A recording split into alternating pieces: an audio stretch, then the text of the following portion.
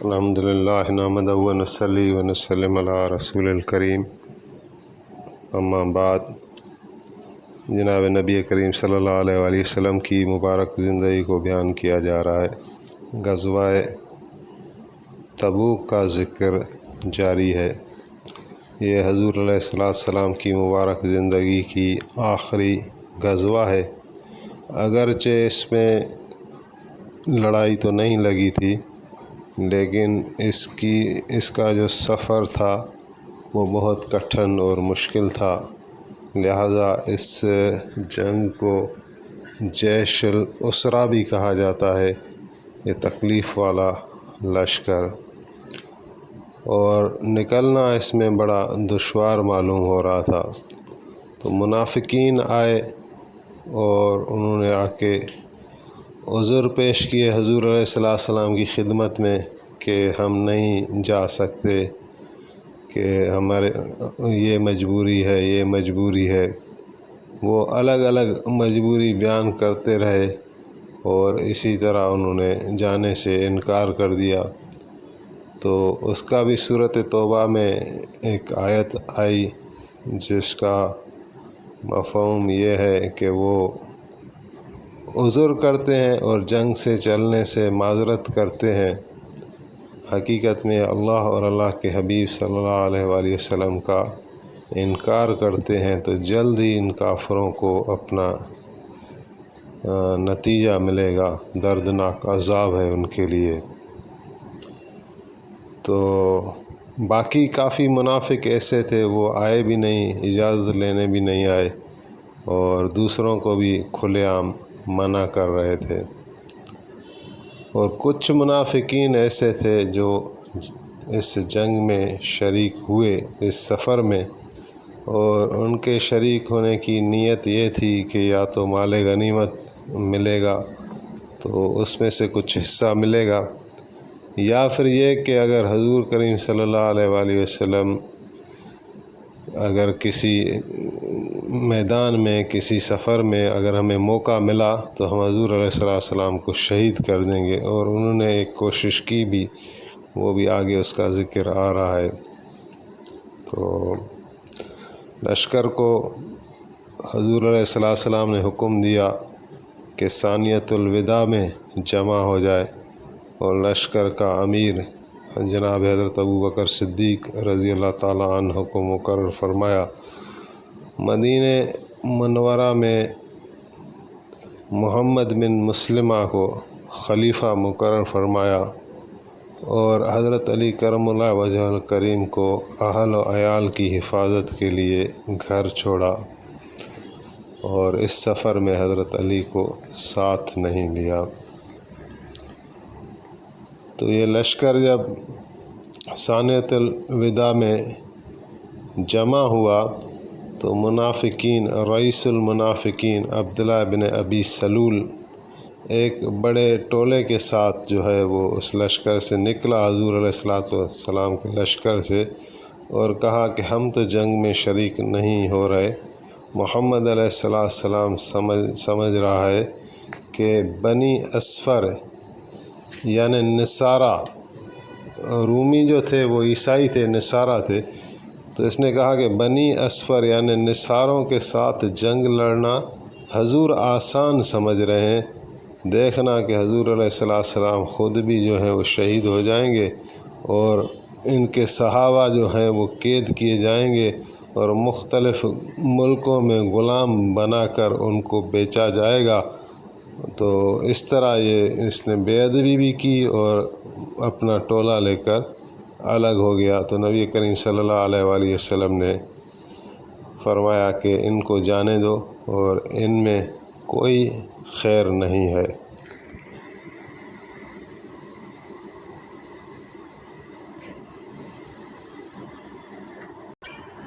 لشکر اسلامی نے جب سفر اختیار کیا تو گرمی اور سخت لو کی وجہ سے جو منافقین تھے وہ انہوں نے واپس ہونا شروع کر دیا۔ تو مختلف اس جنگ کو یہ بیان کیا گیا کہ یہ بھی کہا جاتا ہے کہ رسوا کرنے والی خوار کرنے والی، اس میں منافقین جو ہیں وہ کافی ظاہر ہو گئے کہ یہ منافقین ہیں۔ تو جیسے جیسے آگے سفر چلتا جاتا تو منافقین جو ہیں وہ واپس آتے جاتے، تو حضور علیہ السلام بھی فرماتے جاتے کہ یہ اچھا ہوا، ان میں کوئی خیر نہیں ہے۔ جب منزل جرف پر پہنچے تو آپ نے حضرت علی کرم اللہ وجہہ الکریم کو مدینے میں چھوڑا تھا اہل و عیال کی حفاظت کے لیے، جبکہ حضرت علی ہر سفر میں حضور علیہ السلام کے ساتھ ہوتے تھے۔ تو منافقین نے پھر حضرت علی کو وہاں تنگ کرنا شروع کر دیا اور کہا کہ اس مرتبہ آپ کو نبی کریم صلی اللہ علیہ وسلم اپنے ساتھ نہیں لے گئے، شاید آپ حضور علیہ السلام کو پسند نہیں ہے۔ تو اس طرح کی باتیں کی تو حضرت علی کرم اللہ وجہ الکریم اٹھے اور حضور علیہ السلام سے جا کے منزل جرف پر ملے اور عرض کیا کہ میں بھی آپ کے ساتھ جانا چاہتا ہوں۔ تو نبی کریم صلی اللہ علیہ وسلم نے حضرت علی کو بشارت دی۔ آپ نے فرمایا کیا تم اس پر راضی نہیں ہو کہ میرا تعلق تم سے وہی ہے جو موسیٰ علیہ السلام کو نسبت تھی ہارون علیہ السلام سے، یعنی یہ دونوں نبی تھے، لیکن آپ نے فرمایا لیکن میرے بعد کوئی نبی آنے والا نہیں ہے۔ تو پھر حضرت علی راضی ہو گئے اور مدینے واپس آ گئے۔ تو حضرت علی کی نسبت سے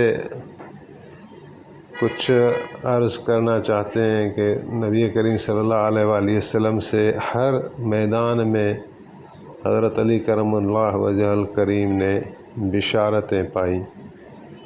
غزوہ بدر میں آپ نے فرمایا کہ بشرا لجیش البدر امیرہم رسول اللہ و مبازرہم اسد اللہ و جہادہم طاعت اللہ و مددہم ملائکۃ اللہ و ثوابہم رضوان اللہ، کہ اس بدر والے لشکر کو مبارک ہو اور خوشخبری ہو ان کے لیے کہ ان کا حاکم اللہ کا رسول ہے صلی اللہ علیہ وسلم، اور ان کا سپہ سالار اللہ کا شیر ہے یعنی حضرت علی المرتضیٰ، اور اللہ کے ملائکہ اس لشکر کے مددگار ہیں اور اللہ کا راضی ہونا ان کا ثواب ہے۔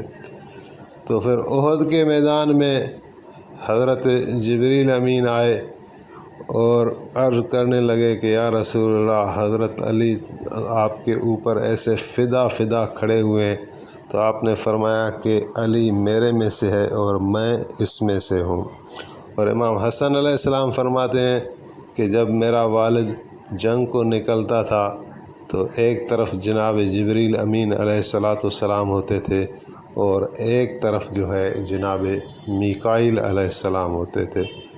پھر خندق کا میدان آیا اور عمر بن عبدہ خندق کراس کر کے جب مسلمانوں کو للکارنے لگا کہ ہے کوئی تم میں سے جو میرے مقابلے کو آئے، تو حضور علیہ السلام نے تمام صحابہ کو مخاطب کر کے فرمایا کہ کون اس شر کو دفع کرے گا؟ تو حضرت علی اٹھے کہ یا رسول اللہ میں حاضر ہوں۔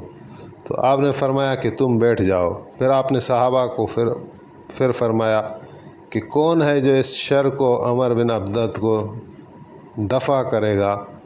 تو کوئی صحابی اٹھ نہ سکا۔ اس کی عمر بن عبدت کی شجاعت، بہادری اور جنگ کا فن بڑا مشہور تھا، تو کوئی اپنے آپ میں اتنی مہارت نہیں سمجھتا تھا کہ اٹھے۔ تو پھر بھی حضرت علی کرم اللہ وجہ الکریم اٹھے اور کہا یا رسول اللہ میں حاضر ہوں۔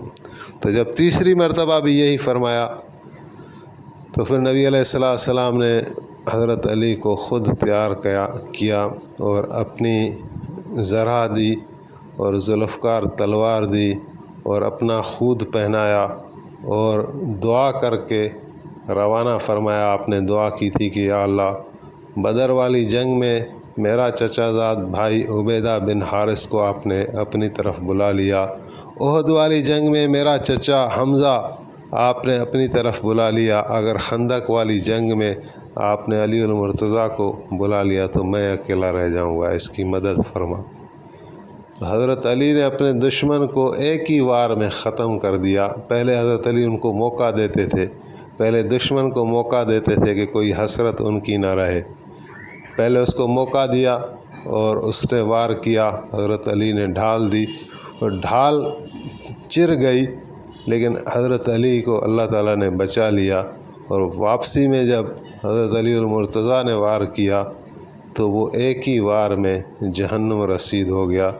تو نبی کریم صلی اللہ علیہ وآلہ وسلم اتنے خوش ہوئے، آپ نے بشارت سنائی، آپ نے فرمایا کہ مبازرت یوم القیامت یوم الخندق، مبازرت علی یوم الخندق افضل الاعمال افضل من اعمال امتی الی یوم القیامت۔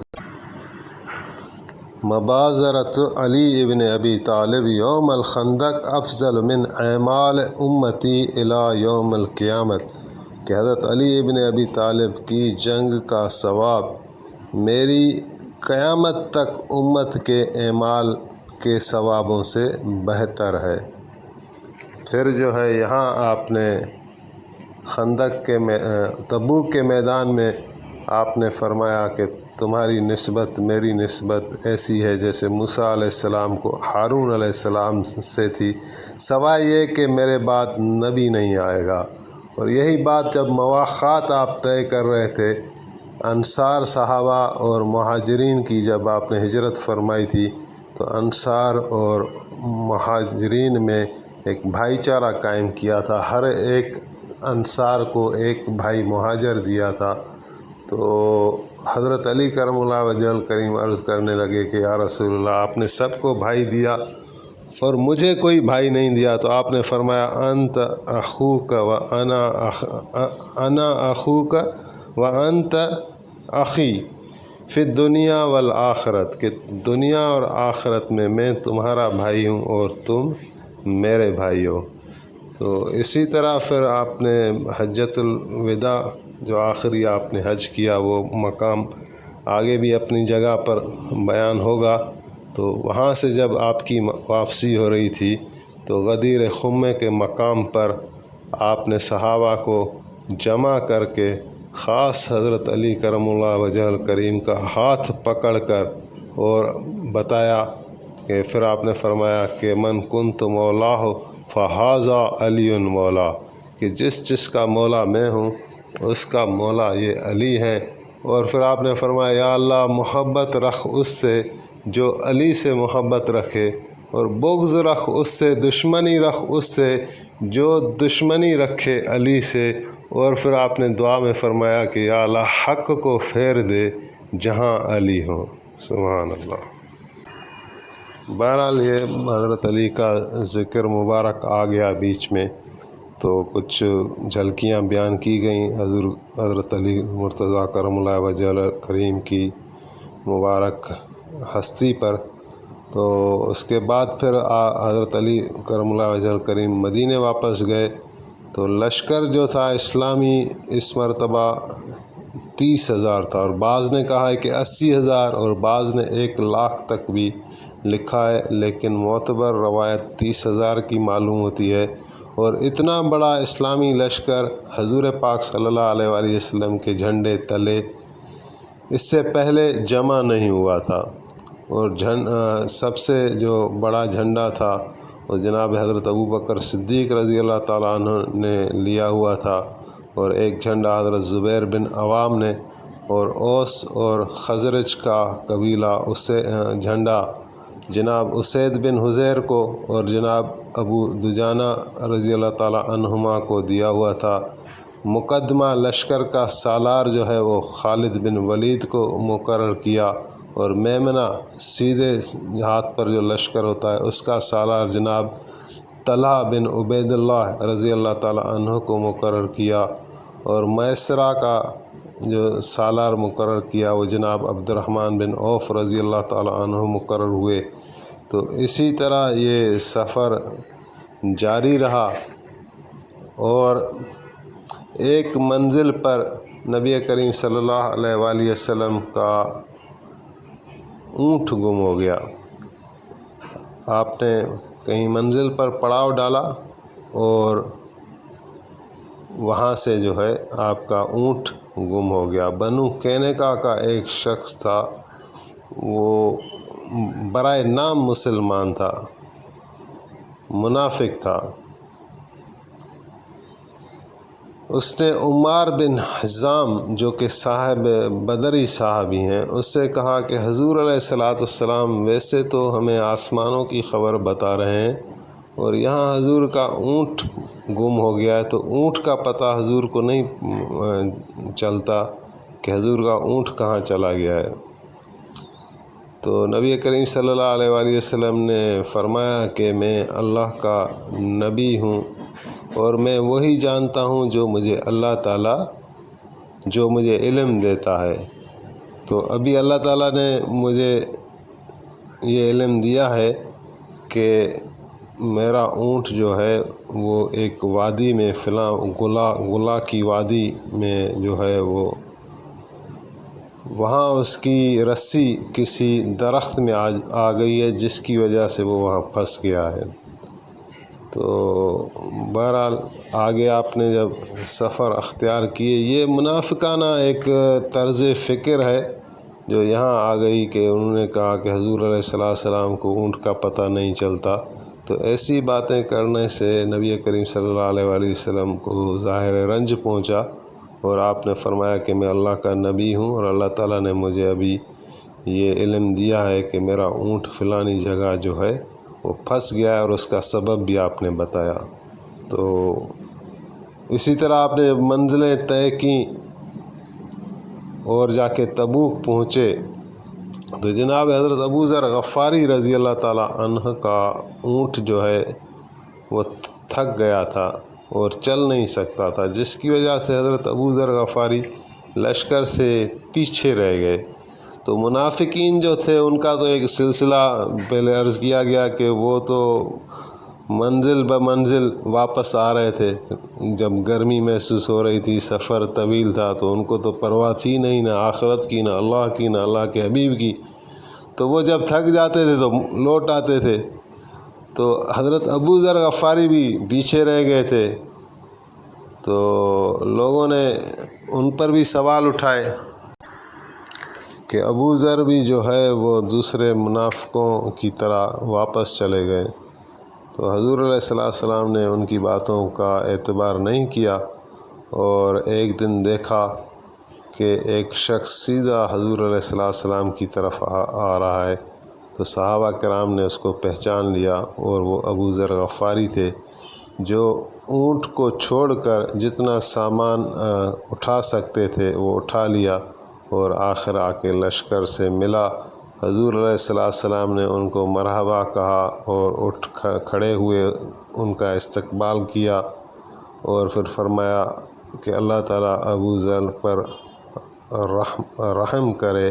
پھر آپ نے فرمایا تمشی وحدک و تموت وحدک و تبعث وحدک، کہ تم اکیلے ہی چلے آئے اور اکیلے ہی تم مرو گے اور اکیلے ہی قیامت والے دن اٹھو گے۔ تو حضرت ابو ذر غفاری حضرت عثمان کے دورائے خلافت میں گوشہ نشین ہو گئے تھے اور الگ تھلگ اپنی زندگی گزار رہے تھے۔ تو جب وہ موت کا وقت قریب آیا تو اس کی 8-9 سال کی کوئی لڑکی تھی، وہ بیٹی تھی، پریشان ہو گئی اور کہا کہ اگر ابو جان آپ نے اس صحرا میں انتقال کیا تو میں کیا کروں گی، آپ کے کفن دفن کس طرح ہوگا؟ تو پھر بیٹی کو فرمایا کہ رسول اللہ صلی اللہ علیہ وآلہ وسلم نے مجھے بتایا تھا کہ کوئی وفد، کوئی قافلہ آئے گا اور وہ تجھے دفن کرے گا، تو تم مجھے راستے میں رکھ لینا۔ تو ہوا بھی ایسے ہی کہ ایک عراق سے قافلہ آ رہا تھا، اس میں جناب عبداللہ بن مسعود رضی اللہ تعالیٰ عنہ تھے، اور اس نے آ کے پوچھا تو بتایا گیا کہ یہ جناب ابو ذر غفاری کی میت ہے۔ تو حضرت عبداللہ بن مسعود بڑے روئے اور پھر حضور کے ان الفاظ کو یاد کیا اور کہا کہ نبی کریم صلی اللہ علیہ وآلہ وسلم نے بے شک سچ فرمایا تھا ابو ذر کو کہ تم اکیلے ہی مرو گے اور اکیلے ہی قیامت والے دن تم اٹھو گے۔ اور پھر ان کی جنازہ نمازہ احسن طریقے سے ادا کی گئی، اور ان لشکر والوں نے، حضرت ابو ذر غفاری کی قافلے والوں نے تجہیز اور تدفین کی۔ تو انشاءاللہ یہ آگے بھی غزوہ تبوک کے ابھی واقعات جاری ہیں، تو بقایا کو انشاءاللہ دوسری قسط میں بیان کیا جائے گا۔